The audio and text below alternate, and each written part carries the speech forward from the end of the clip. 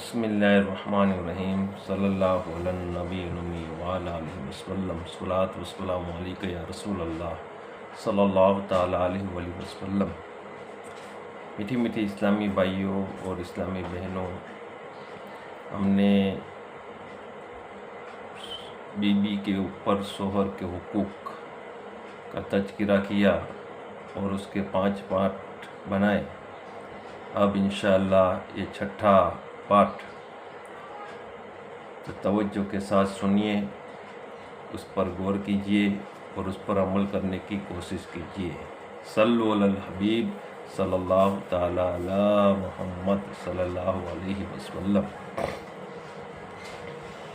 औरत को लाजिम है कि शौहर को कभी जली कटी बातें न सुनाए, न कभी उसके सामने गुस्से में चिल्ला चिल्ला कर बोले, न उसकी बातों का कड़वा तीखा जवाब दे, न कभी उसको ताना मारे, न कोसने दे, न उसकी लाई हुई चीज़ों में ऐब निकाले, न शौहर के मकान व सामान वगैरह को हकीर बताए, न शौहर के माँ बाप या उसके ख़ानदान या उसकी शक्ल सूरत के बारे में कोई ऐसी बात करे जिससे शौहर के दिल को ठेस लगे और ख्वामख्वाह उसको सुनकर बुरा लगे।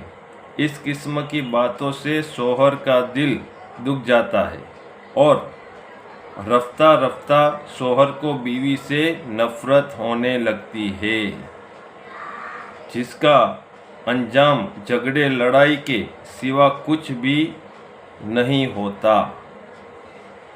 तो प्यारे प्यारे इस्लामी बहनों, ये गौर करने की बात है। ऐसी प्यारी इस्लामी बहनें बहुत सारी होती है जो शौहर को कैसी कैसी बातें सुनाती है।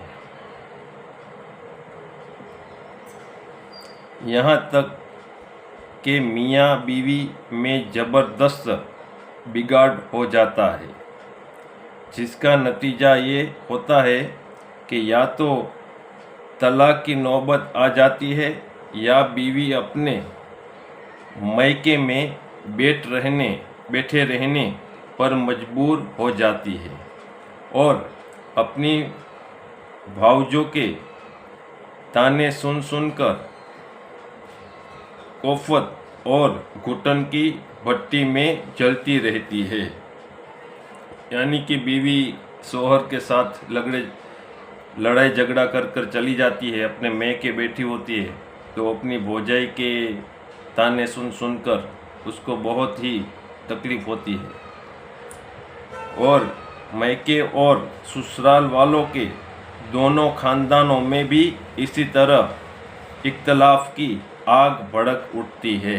यानी दोनों में लड़ाई झगड़ा फसाद होता है कि कभी कोर्ट कचहरी की नौबत आ जाती है और कभी मारपीट होकर मुकदमा तक का एक